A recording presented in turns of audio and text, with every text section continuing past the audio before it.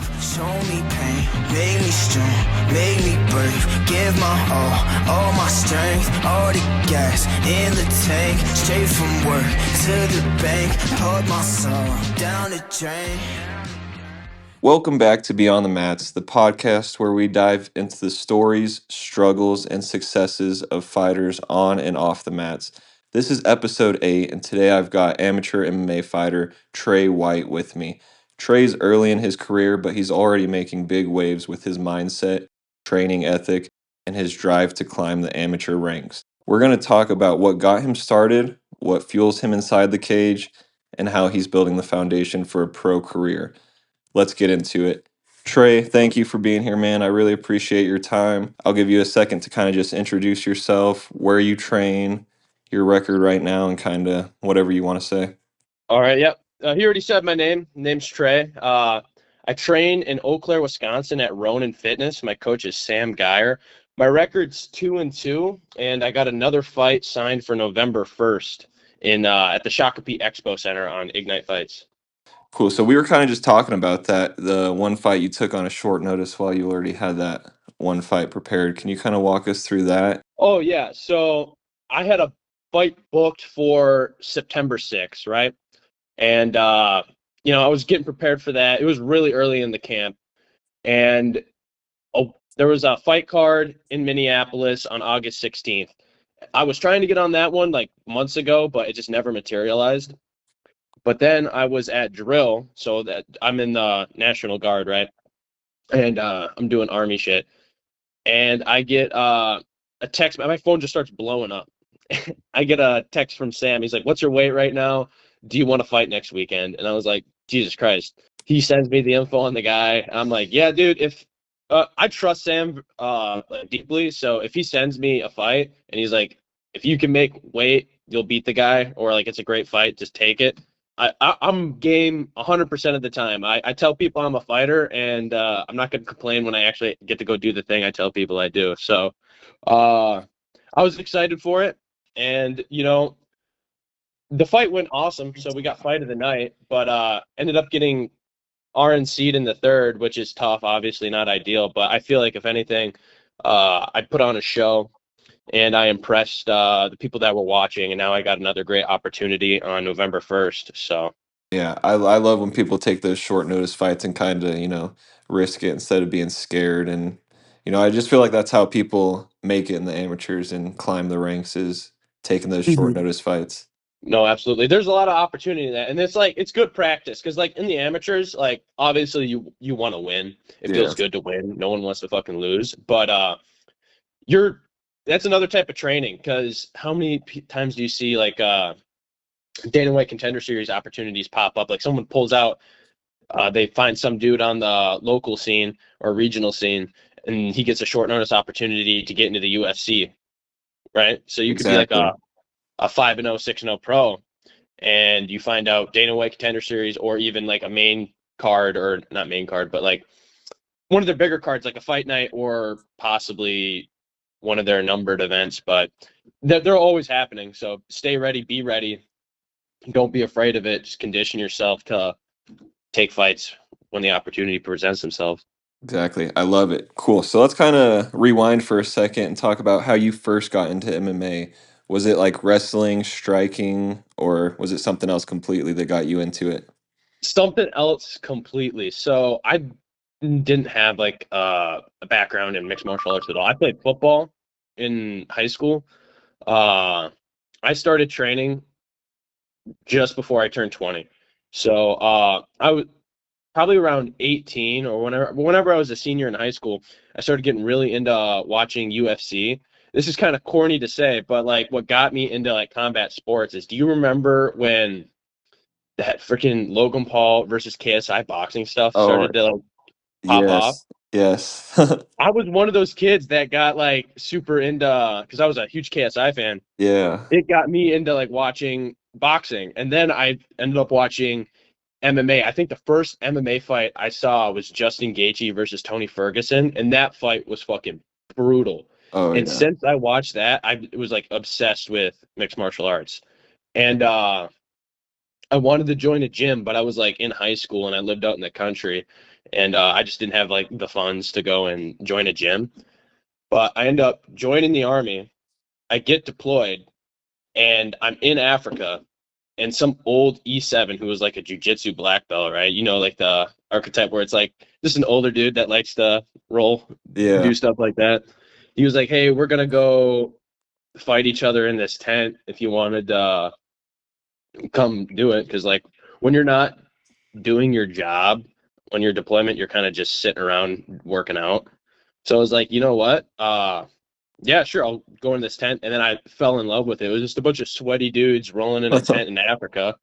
And then there was like once in a while we do like a striking class. We had some gloves and stuff out there, so we try and do some kickboxing. I think I only did like 4 sessions when I was out there, but I fell in love with it on deployment. And so when I got back home, literally the day after I got off the plane, so I fly back into Wisconsin, move into my new apartment. The next day, I woke up, I pulled my brother, and we drive to Ronin Fitness, and that was my first class. It was a day after I got back from Africa.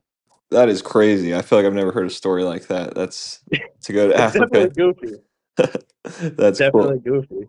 So what were your first impressions that first time stepping into Ronin? So I feel like a lot of other gyms, like obviously my only other experience was that tent in Africa, but it's very much so like it was line up by rank, which is kind of like super traditional.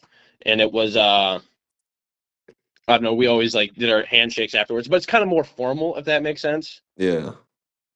Ronin is like everyone there that comes in consistently, they're like my brothers. And even like if you're a new guy coming in, it's so a lot. I feel like other gyms, it's like weird to talk to an upper belt. It's nothing like that in Ronin. You can talk to anyone and whoever, and it really feels like you've known them for years. It's like such a great energy. No one's like tiptoeing around. I don't know. I'm so lucky that that's the gym that I decided like this is where I want to train at. I don't really have too much to compare it to other than some like places I've cross trained at, but they've also been amazing. I cross train at places like Primal NKE, Striking Institute in Minneapolis, in Minnesota Top Team. They're like a joint gym, but those gyms have been awesome. But just Ronin just has this energy where it's different, man. The guys in there that are dedicated, it's really like we have a bunch of gyms in Eau Claire. Ronin, I feel like, is where the guys that want to do MMA go, and it's homey. I don't know, it's good. No, that makes sense 100%. Because I feel like the jiu-jitsu gym here in Pueblo, Colorado is kind of the same way, like they're not very Mhm. concerned with rank and you can kind of, talk to like a it's no-gi too, so no one's like wearing their belt rank or Yeah, anything. So you'll be like into a 15-minute conversation with someone before you realize, they're like a purple belt or a black belt, yeah, and you're like, well, they were just talking to me like, I was a normal I'm a person. dude. Yeah. Yeah, So I kind no, of love that I about think gyms. no, and I think it really is a gi versus no gi thing because like if you want to call it, we say wearing your gi is kind of like wearing your uniform and your rank around. So it's like kind of like in the army when you see like a higher rank, you treat them differently, right? You feel like you gotta treat them with like a certain amount of respect versus when people are just walking around in their like whatever thing they train in, their gi or they're a rash guard or anything like that. It really just feels like a normal dude. And here's a interesting thing that kind of just popped into my brain. If I feel like if I don't know what rank someone is, I'm gonna push harder and I'll have more success because if I know right off the bat, oh, someone's a black belt, it's gonna make me more timid or think about approach it differently. Whereas if I just fucking send it like, oh, this is someone who's probably close to skill level as me, I'm gonna send it and find more success because I'm not worried about what their belt rank is. I'm just worried about finding success in the role. 100%. I see that too, kind of like that mental aspect of it, just knowing that, oh shit, this is a purple belt, or oh shit, this is a black belt, and it kind of just kills that confidence. But going into it not knowing anything, Yeah. you're just like, oh, this dude's probably the same skill as me. He's probably around my belt. But yeah, I 100% see that. Hmm. Can you kind of dive into your daily training routine and what you go through daily? Yeah. So I'm a bit of a busy guy, so I work full time, do school full time, and then I go to the gym. I'm boring. I do three things. And so right now, I'm probably doing 2 hours ish of grappling a day just because I'm just making sure my brain's right from that last fight I had was pretty crazy.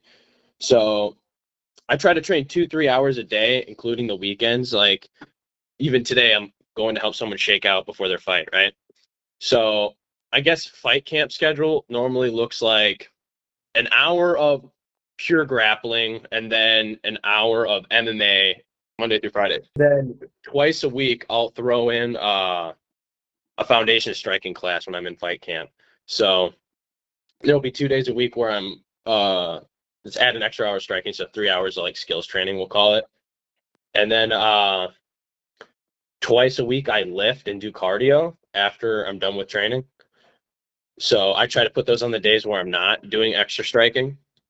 So that still like evens out to like 3 hours training total that day.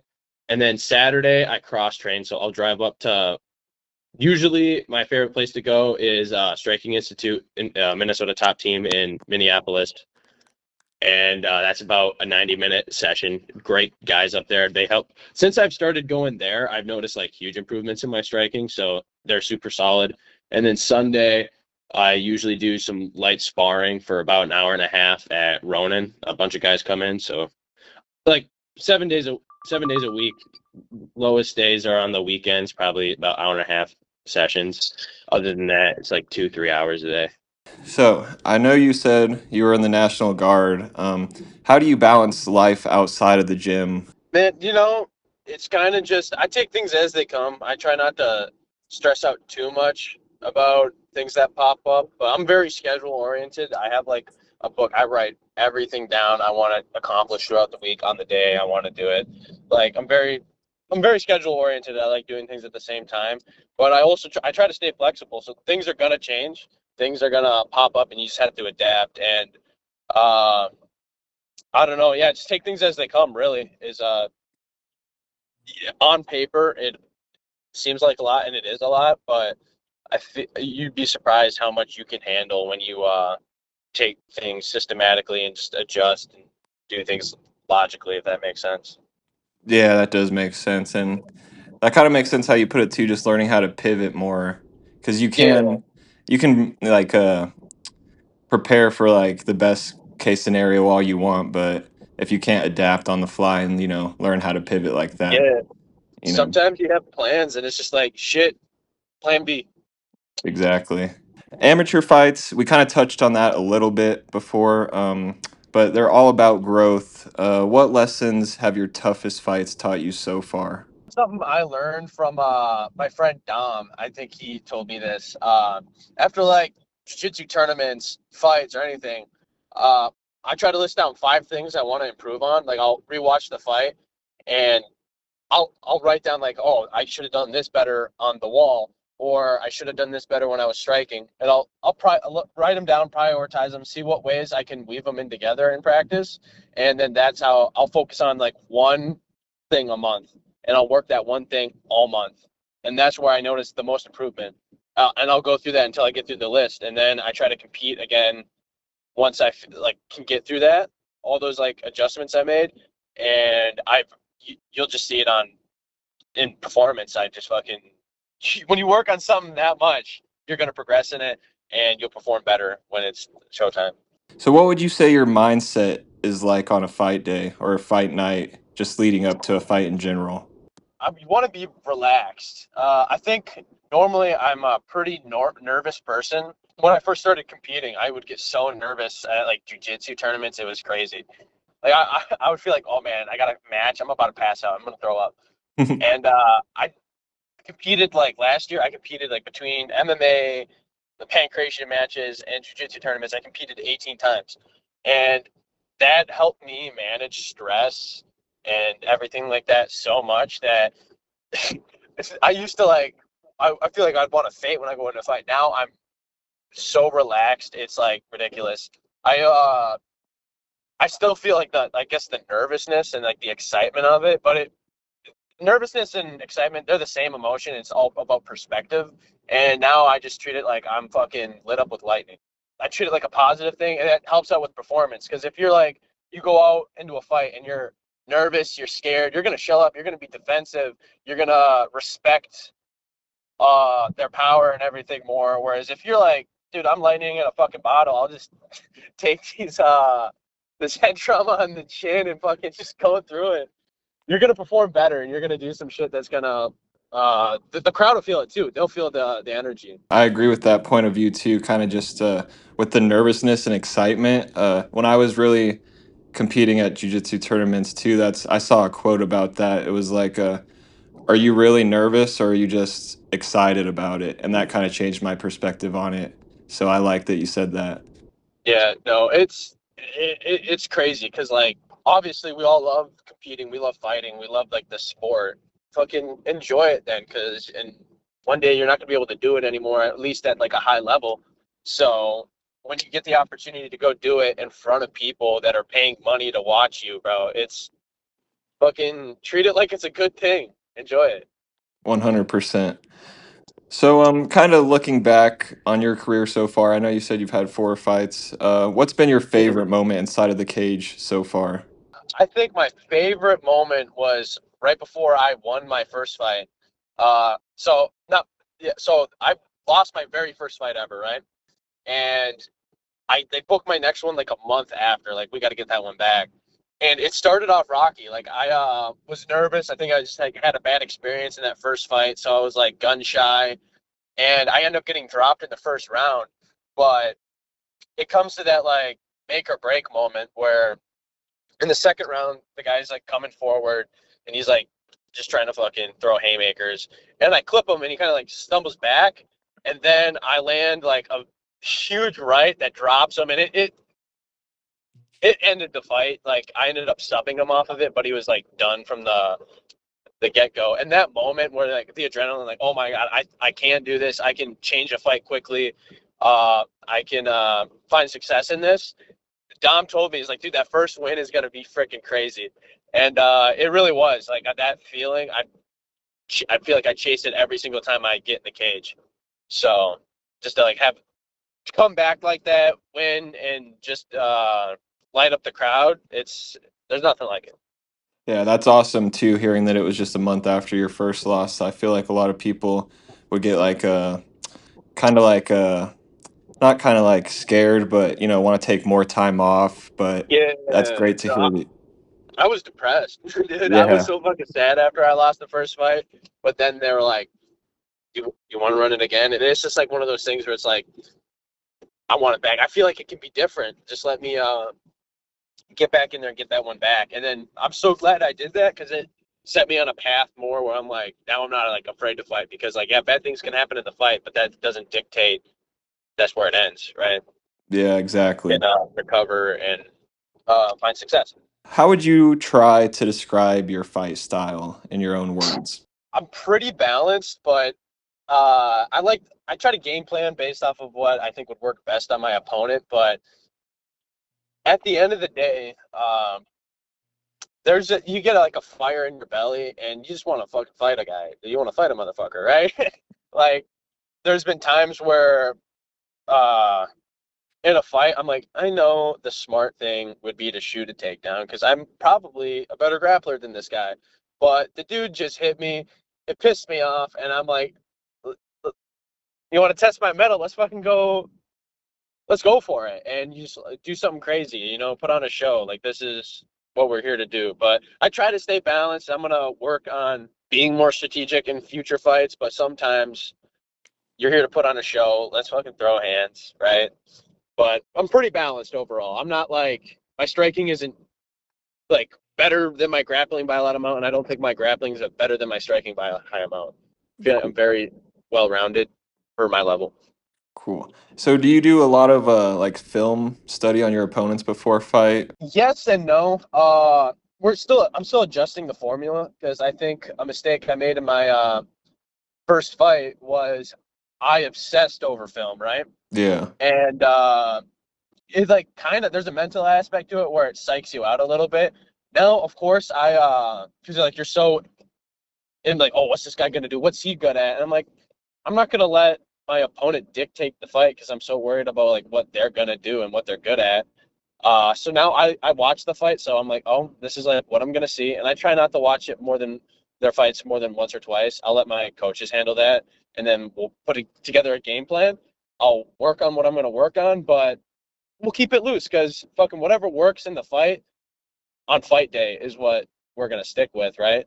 I'm not gonna get too hyper focused on a game plan, and when that doesn't work, fucking panic. Always have a plan, I guess, but don't obsess too much looking over the little things like, oh my gosh, when you do this, he flinches this way or he brings his hand up by 3 centimeters. Like, fuck that shit. Like, uh, keep it loose, but also you're a fighter. You have skills too. Don't be obsessed over what your opponent's gonna do. Beautiful. So let's kind of jump outside of the cage and go into life beyond the mats for a second Okay. here. So outside of fighting, what do you like to do to kind of unwind and keep yourself calm? Keep myself calm. Honestly, I like going for walks. I love nature. I like fucking rivers and parks and trails. That stuff is fun. Uh, I enjoy video games. I don't play a lot of video games, but I'm always like a fan of like horror survival. I don't know if you've ever played like Resident Evil Yeah. games or stuff like that. So when those games come out, I'll play those once in a while. But I also like making content. I like being funny. I like making my friends smile and laugh. Like that's like another passion. But really, I'm just so focused on work, school, and the fight game that that's where most of my energy goes. And even my other passions, they work into that. Like the trails and stuff. When I run and do cardio, it's for fighting, but I'm doing it in a place I find like relaxing and peaceful. When I do content, it's to build my fight brand. So I get to put in facets where I'm getting to pursue my love for making people smile, laugh, and entertain, but it's building my fight brand. So it all really ties in. I try to make everything I do productive, if that makes sense. Yeah.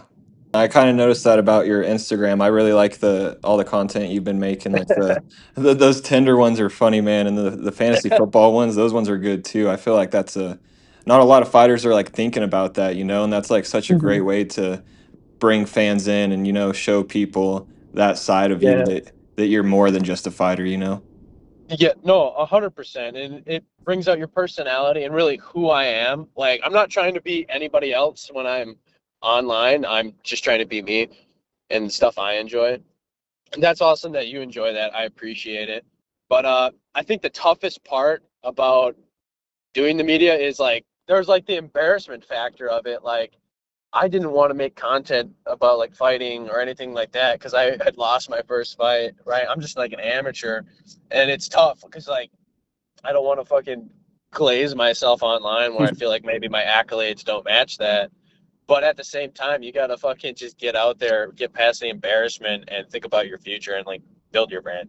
And that's what I feel like too. I mean, I've always wanted to like, start a podcast and, put myself out there, but I was always just so scared of, what people would think and yeah, like the embarrassment factor, like you said, but you just gotta stop worrying about that and, Yeah, at the end of the day, the people that are gonna fucking shit on you, they got nothing else better to do. Like, what are they doing with their life?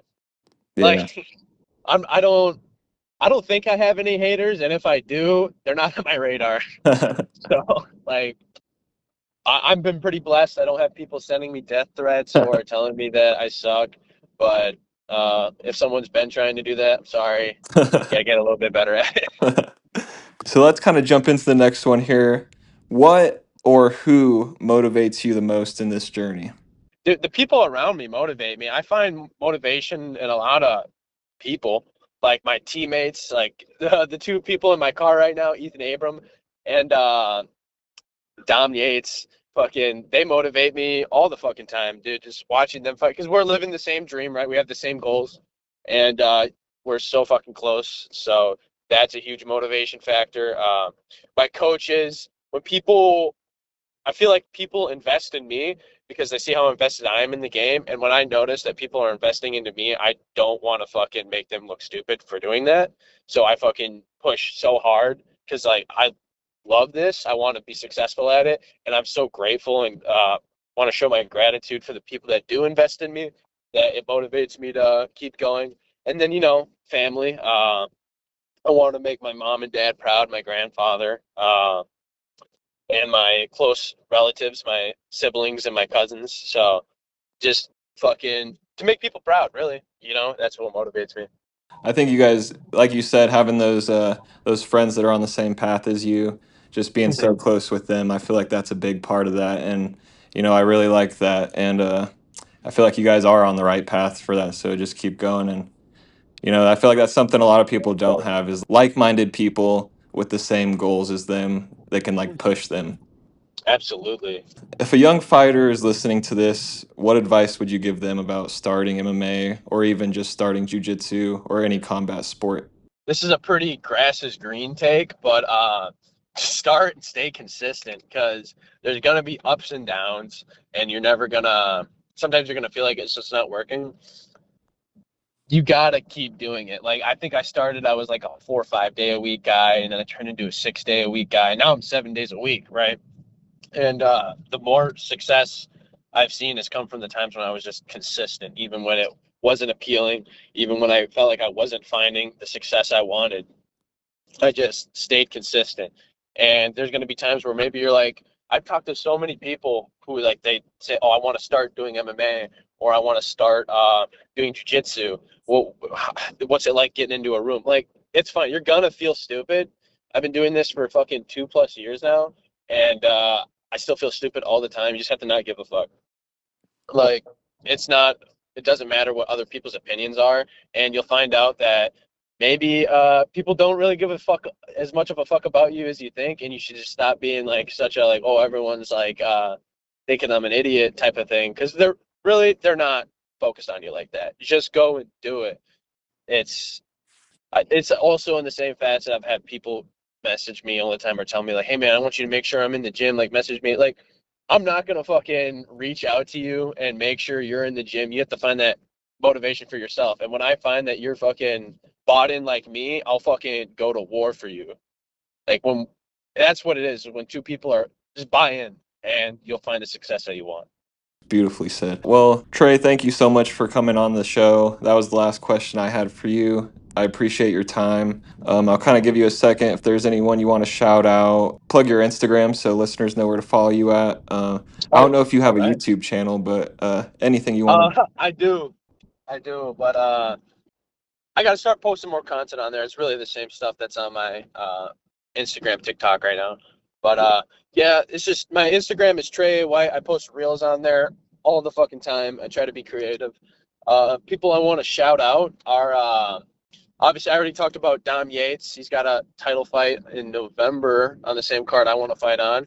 My boy Ethan Abram just fought. He replaced me for a fight that got canceled because I got medically suspended from my last one I just took. So shout out to him.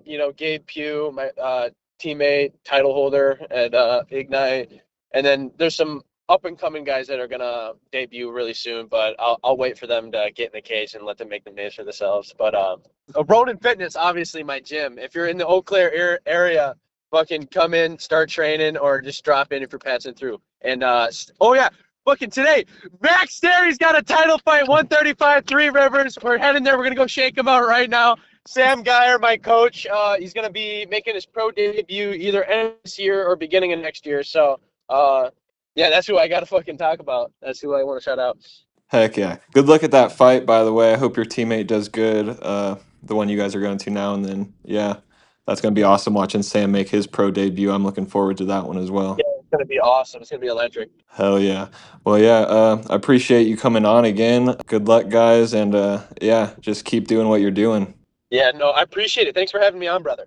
Yeah, no problem. Anytime. If you want to come on after your next fight again, I'm always open to having you on Oh, in the future. absolutely. Reach out to me anytime. I'm just gonna do my job, which is gonna be out here living, fucking having experiences to make sure I still have things to talk about. Anytime you want to, reach out to me and we'll figure it out. I love the format you have on right now. This is awesome. Cool. Thank you. Well, guys, that is it for this week's episode of Beyond the Mats. Thank you for tuning in, and if you've made it this far, show some love by dropping a follow or a review and following the show on Instagram at Beyond the Mats. We got some big things coming and some awesome guests planned, so you guys stay tuned, and we'll see you next week, Beyond the Mats. With the past, I never regret it. Yeah, I did it for myself, I ain't searching for credit. Said I couldn't do it, they probably shouldn't have said it. Times changed, what it was, yeah, you can forget.